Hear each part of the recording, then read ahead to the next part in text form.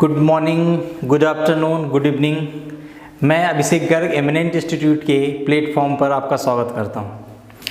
बच्चों, जिस तरीके से अभी कुछ दिनों तो दरमियान अभी लॉकडाउन वगैरह जैसे सिचुएशन रही, आपके पास वैकेंसी नहीं थी या आप सोच रहे थे कि क्या पढ़ें, कोचिंग इंस्टीट्यूट वगैरह बंद थे, इन सब चीज़ों को देखते हुए हमने एमिनेंट इंस्टीट्यूट के प्लेटफॉर्म पर क्लासेस शुरू की थी जो ऑनलाइन और निःशुल्क आपके लिए थी।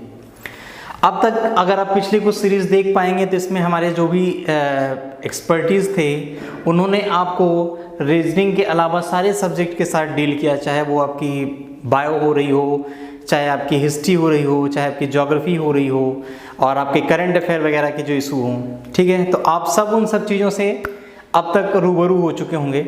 आज मैं आप लोगों को रीजनिंग की श्रृंखला शुरू कराता हूँ, जिसके अंदर मैं आज बिल्कुल बेसिक से शुरू करते हुए आपको एडवांस लेवल तक लेके जाऊंगा। और मैं आपको बता दूं कि इस रीजनिंग की श्रृंखला में मैं आप लोगों के साथ जितने भी आपके वनडे एग्जाम होते हैं और उन पे रीजनिंग आती है और उन पे जो भी लेवल होते हैं उन सारे लेवलों को, उन सारे टॉपिकों को एक एक करके समझाते हुए चलेंगे।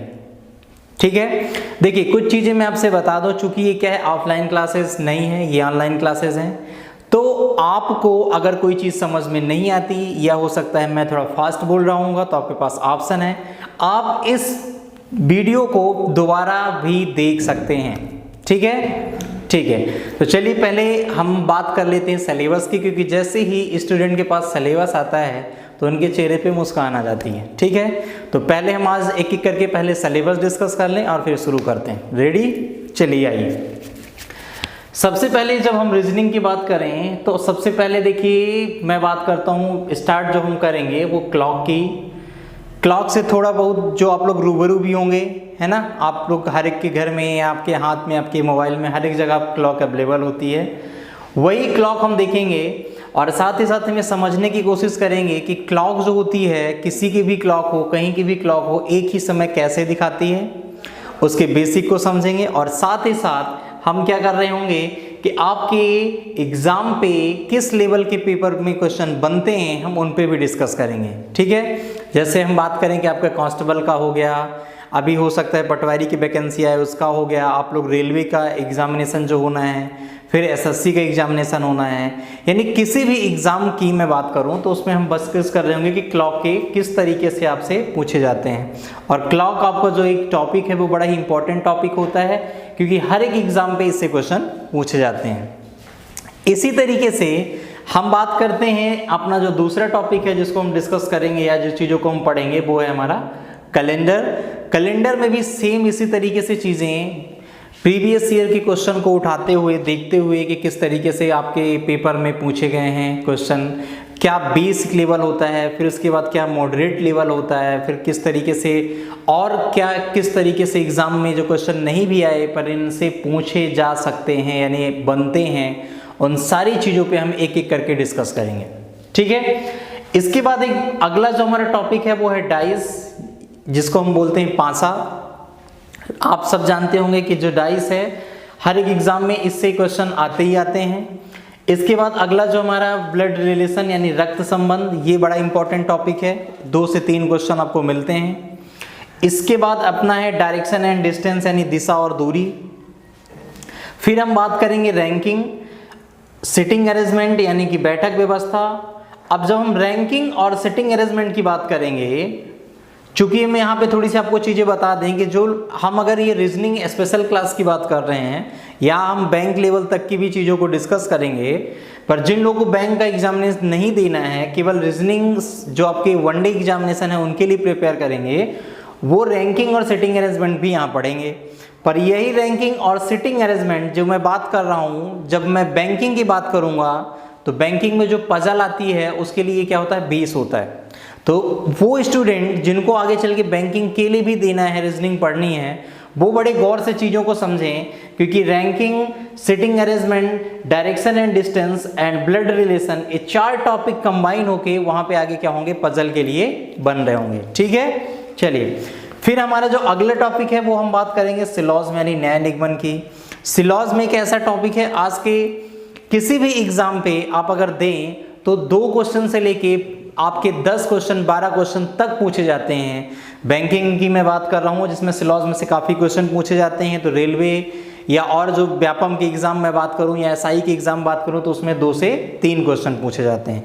तो हम इनको बेसिक लेवल से शुरू करते हुए और 2 अलग अलग टेक्निक के साथ, यानी कि एक आपकी जो होगी वो वेन डायग्राम से जो अभी बड़े पॉपुलर है, जो चीज़ें चलती हैं, और एक दूसरी टेक्निक है जो मैं आपको बता रहा हूँ जो सीधे स्टेटमेंट से आप पढ़ के निकाल लेंगे। ठीक है, आगे चल के जो बैंकिंग वाले स्टूडेंट हैं उनके लिए वही अच्छा होता है, असरकारक होता है, क्योंकि उनको क्या होता है, समय कम होता है। क्योंकि व्यापम और अन्य वनडे एग्जाम वाले जो बच्चे हैं वो क्या कर सकते हैं, सिलॉज को वेन डायग्राम के साथ भी सॉल्व कर सकते हैं। ठीक है, चलिए आगे बढ़ते हैं। इसके बाद मैं बात करता हूं कोडिंग डिकोडिंग की। ठीक है, अभी जिन बच्चों ने फिलहाल में कुछ एग्जाम दिया हो या अभी रेलवे आरआरबी का जो एग्जाम था, अगर उसमें आप बैठे हों तो आप देखे होंगे कि कोडिंग डिकोडिंग के किस तरीके से एग्जाम में क्वेश्चन आए हुए थे, और साथ ही साथ आप ये भी समझ गए होंगे कि जो लेवल पहले था वो लेवल अब क्या हो गया है, बदल गया है। ठीक है, तो अभी हम कोडिंग डिकोडिंग को बिल्कुल बेसिक से शुरू करते हुए अभी जिस लीजे से एग्जाम पे क्वेश्चन आ रहे हैं वहां तक की बात करेंगे और प्रीवियस ईयर क्वेश्चन को भी सॉल्व करेंगे।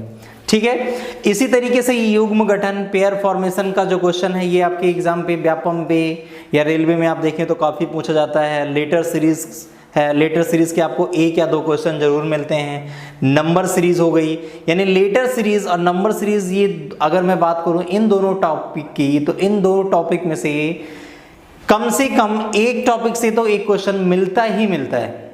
ठीक है, इसी तरीके से मैं बात करूं अल्फा वेटिकल सीरीज की, जिसको हम बोलते हैं वर्णमाला श्रृंखला, तो वर्णमाला श्रृंखला में भी क्वेश्चन बनता है। यानी अगर मैं बात करूं लेटर सीरीज, नंबर सीरीज और अल्फाबेटिकल सीरीज की, तो इनमें से आपको किसी भी एग्जाम पे अगर बैठे तो कम से कम 1 या 2 क्वेश्चन आपको मिलने ही मिलने हैं। ठीक है, इसके बाद मैं आपसे बात करूंगा एनालॉजी, जिसको सिमिलरिटी या जिसको हम क्या बोलते हैं, समानता।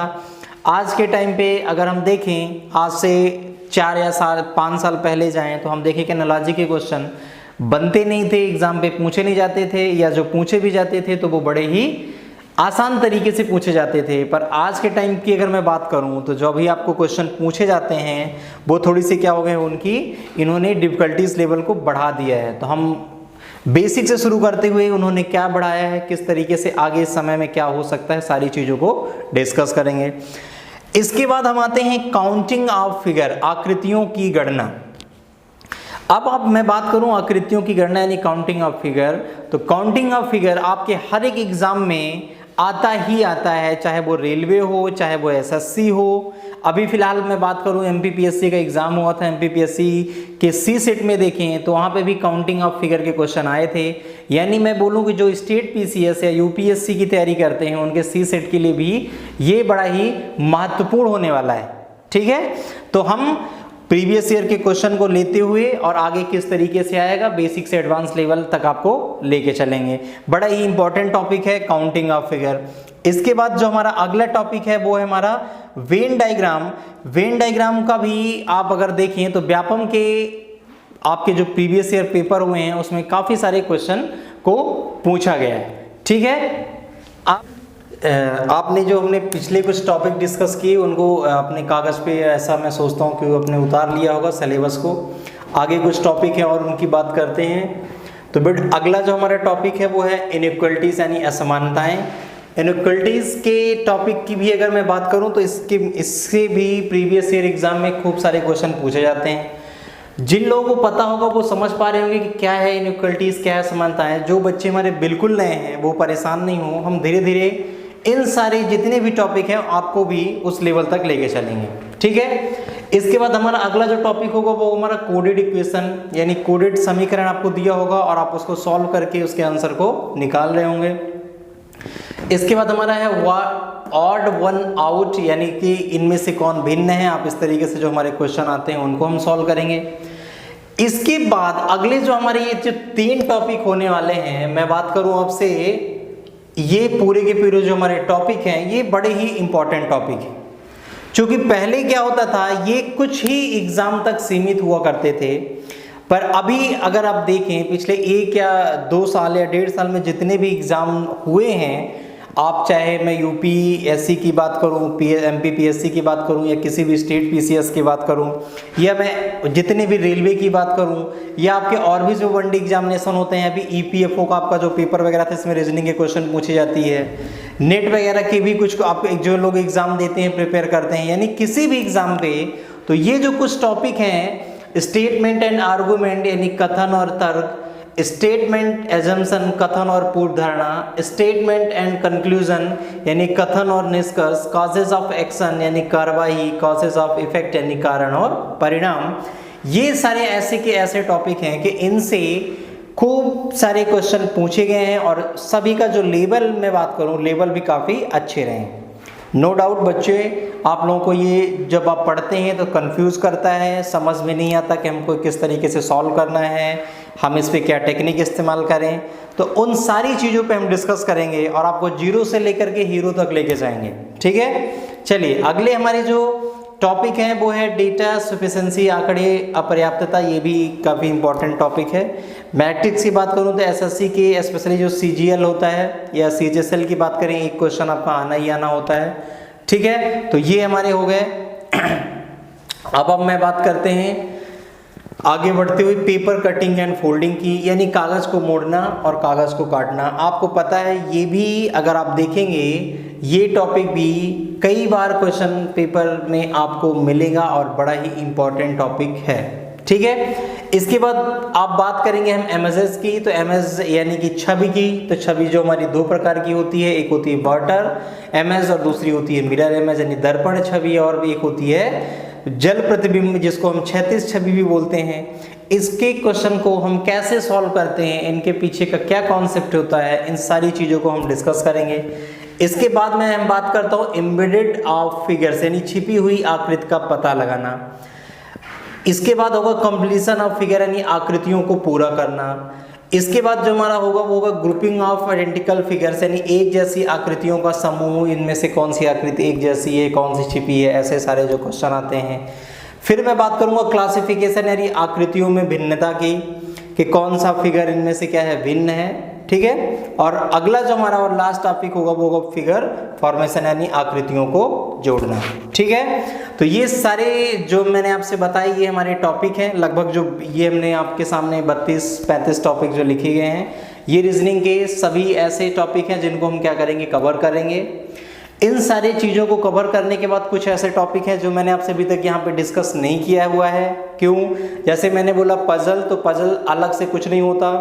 मैंने कुछ आपको बताया कि जब मैं ब्लड रिलेशन, डायरेक्शन, डिस्टेंस सारी चीज़ें कर लेंगे, उसके बाद से ही क्या होगा, पजल आएगा, तो हम पजल को डिस्कस करेंगे। ठीक है, इसी तरीके से मैंने आपसे कुछ और भी टॉपिक यहाँ पे नहीं बताए हैं, पर उन चीज़ों को भी हम डिस्कस करेंगे, और वो टॉपिक स्पेशली उनके लिए होगा जो बैंक या एलआईसी वगैरह के एग्जामिनेशन को कवर करते हैं, जिनका वो भी एग्ज़ाम क्या होता है, एम होता है।